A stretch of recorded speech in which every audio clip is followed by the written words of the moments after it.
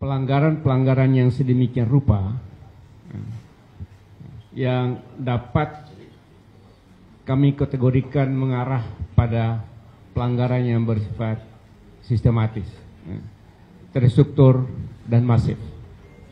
Dan kami perlu mengingatkan bahwa jika terbukti pelanggaran sistematis, terstruktur dan masif akan mengakibatkan dapat dibatalkannya hasil pemilihan umum. Karena itu penting sekali saya dan kami dari Timnas dan tim hukum mengingatkan semua pihak bahwa kalau terjadi pelanggaran-pelanggaran yang demikian sistematis, terstruktur dan masif mengakibatkan pelanggaran dari mengakibatkan pembatalan dari hasil pemilihan umum. Saudara, kami akan terus mencatat, melaporkan seluruh pelanggaran-pelanggaran yang terjadi, dan tadi apa yang sudah diceritakan oleh Ketua Tim Hukum, catatan-catatan yang begitu sangat lengkap. Nah, catatan ini menunjukkan bahwa betapa banyak pelanggaran dilakukan oleh paslon, tadi paling tidak, oleh paslon nomor 2, ada 3 pelanggaran dilakukan oleh calon wakil presiden, dan kami sudah laporkan, dan pelanggaran itu sepertinya sebuah desain. Pertama dengan pelibatan aparat desa di seluruh Indonesia, dan Cawapres Gibran hadir dan merasa tidak bersalah apa-apa. Kemudian pelanggaran di Car Free Day, kemudian pelanggaran di masuk pesantren anak-anak, dan seterusnya. Jadi, saya sekalian, pelanggaran-pelanggaran yang dilaporkan, yang diabaikan oleh pengawas pemilu, itu adalah bentuk keterlibatan dari penyelenggara pemilu dengan melakukan pemihakan kepada salah satu pasangan calon.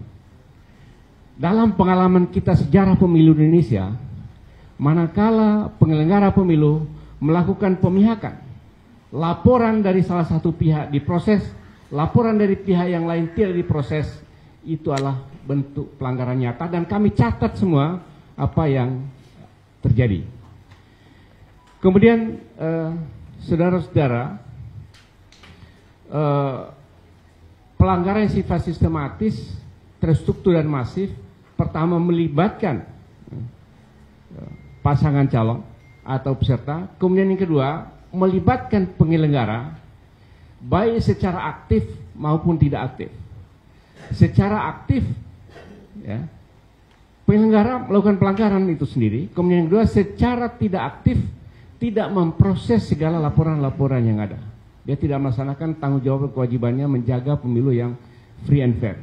Kemudian yang ketiga adalah pelanggaran yang dilakukan oleh para penyelenggara negara, baik secara sadar, ya, atau secara tidak sadar tapi dilakukan secara terus-menerus yang menguntungkan salah satu pasangan calon, termasuk penyalahgunaan wewenang dan penyalahgunaan jabatan. Nah, inilah kaitan dengan menteri yang turun ke daerah dan melakukan kampanye secara tidak langsung, itu adalah penyalahgunaan posisi dan penyalahgunaan jabatan yang terus kami akan catat bahwa itu adalah pelanggaran-pelanggaran yang dilakukan oleh para peserta maupun tim kampanye dan partai pendukungnya. Saudara, kami dari tim hukum meminta kepada seluruh seluruh kader partai, seluruh relawan untuk tidak takut melapor. Apapun pelanggaran-pelanggaran yang terjadi di Indonesia, karena inilah yang menjadi pintu masuk dan tanggung jawab dari seluruh peserta dan juga relawan dan kader untuk menjaga pemilu ini adalah pemilu yang jujur dan pemilu yang bersih. Dan tidak usah takut, kami akan mengawal saudara Kami akan mengawal seluruh tim yang ada di seluruh daerah Indonesia untuk dilindungi oleh hukum. Tidak usah takut menghadapi ancaman, tidak usah takut untuk melaporkan apapun yang terjadi di pelanggaran yang ada di seluruh Indonesia. Ini saya minta betul kepada seluruh kader partai, seluruh relawan untuk melaporkan setiap pelanggaran-pelanggaran sekecil apapun yang terjadi.